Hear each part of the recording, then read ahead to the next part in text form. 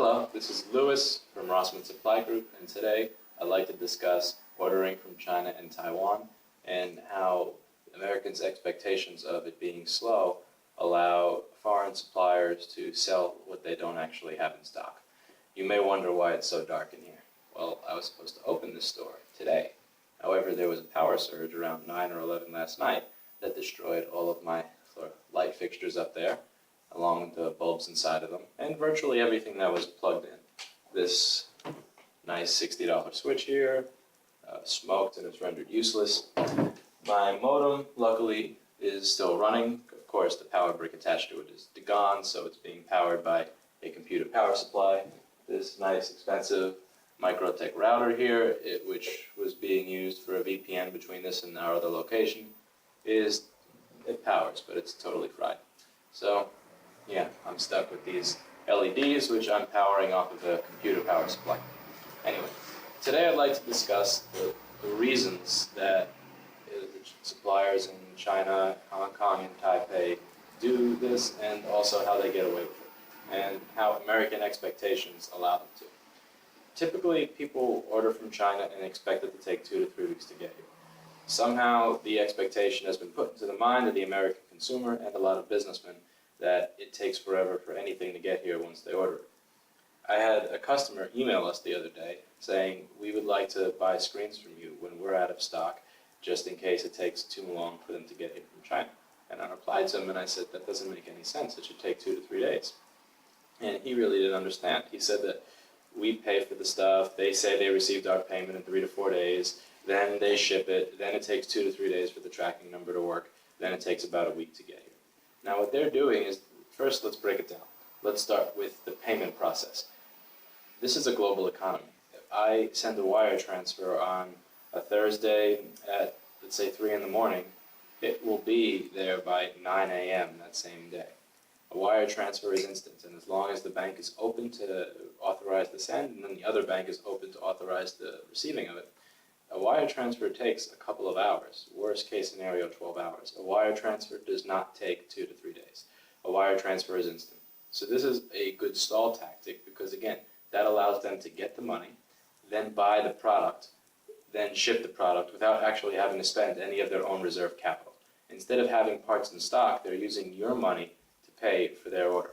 Imagine what it would be like in American e-commerce if every time you went to Newegg.com, you bought something, and instead of having to stock it, they simply bought it from somebody else. That's called drop shipping.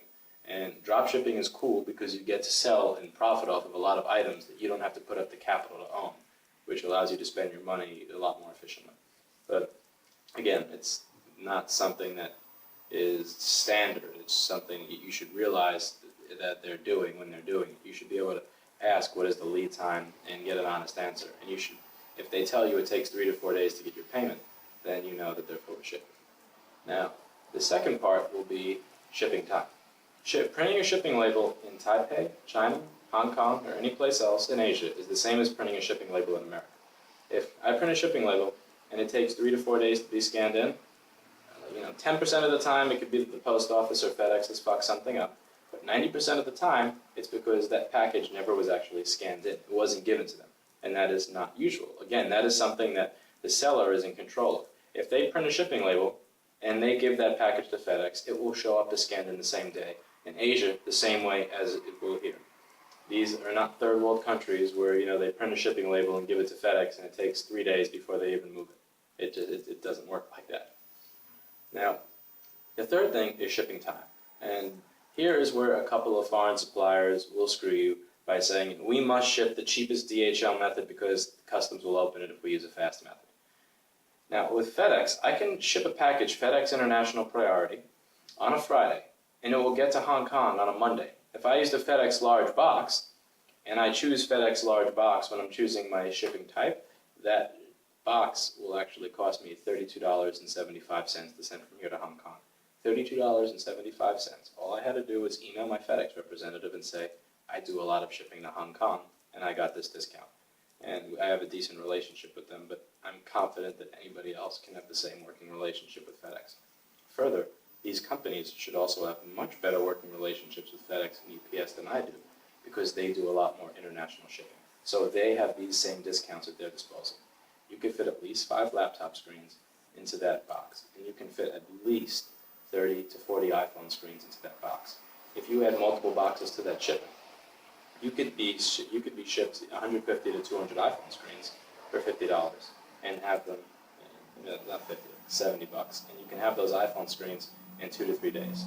The reason it doesn't work like this is because a lot of suppliers try to stall so that they can use the cheapest shipping and save money, so that they can use your money to buy the parts that they're supposed to stock in the first place as well. Now, one of the excuses for not using FedEx, again, this FedEx International Economy and Priority are great options because you can get the package in 2 to 3 working business days, is that customs will find it, or that if we use FedEx, your item will be opened by customs and seized. Now, this is a myth. This is a very big myth. Customs does not look at the box and say, you know what, oh, this is DHL. No, I'm sure there's no guns or drugs in there. Just let it go.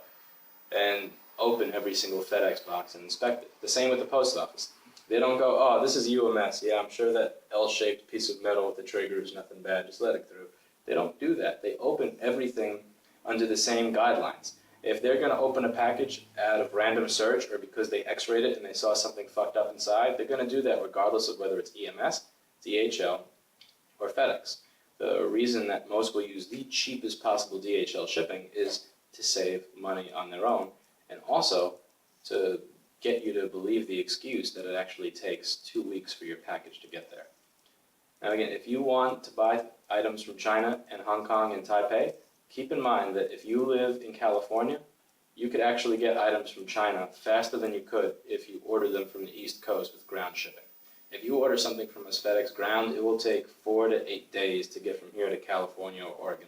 Whereas if you use FedEx International Economy or FedEx International Priority, you can have your items delivered to you within 2 to 4 business days from China, Hong Kong, or Taipei to the East Coast. The only reason that you have to wait 3 to 4 days for them to get your payments or 3 to 4 days for them to ship it is because you believe that international shipping is supposed to take forever. It's really not. So if you're looking to buy from a local supplier just to fill the voids in between your international orders, I wouldn't even suggest dealing with a local supplier. As much as I'd like to be that local supplier and make money off of you, I would suggest that you negotiate with your vendors in Asia and tell them, listen, this is how long this is supposed to take. Tell us what the holdup is. Do you have the parts that we're paying for at the time that we pay for them? Are you same-day shipping, or are you waiting 3 or 4 days because you're backlogged? I want answers. I'm not just going to accept that it takes 4 to 5 days for you to prepare our order for shipment, and I'm not going to accept that it takes over a week and a half for the order to get here once it's been shipped. If you can negotiate with your suppliers, you can save a lot of time and a lot of money.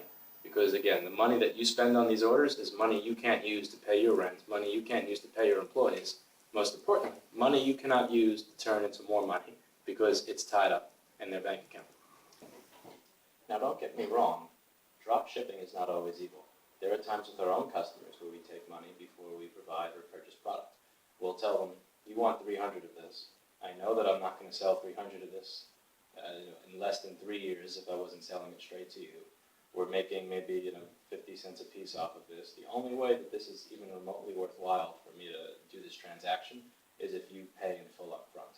And we'll tell them the terms and we'll tell them the lead times precisely, and they'll be happy with it.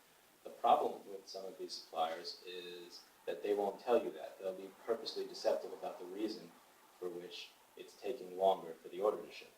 Again, they're lying about how long it took to get your payment. They're lying about the amount of time it took for UPS to scan in your order. And they're lying about, there not being a faster shipping option available.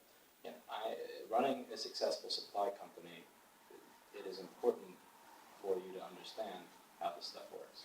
I am 24 years old. I don't have enough money to give an interest-free loan to some fuckwit in East Asia that wants to, make extra money using my money before giving me my stuff. I need to know going in, are you going to ship me this within this time period as soon as I give you the money? Because if you can't, then I don't have the money to waste on you. Because during that 2 weeks that I'm waiting for that product, I'm losing out on all these sales that I could have gotten if I had put that money towards something else.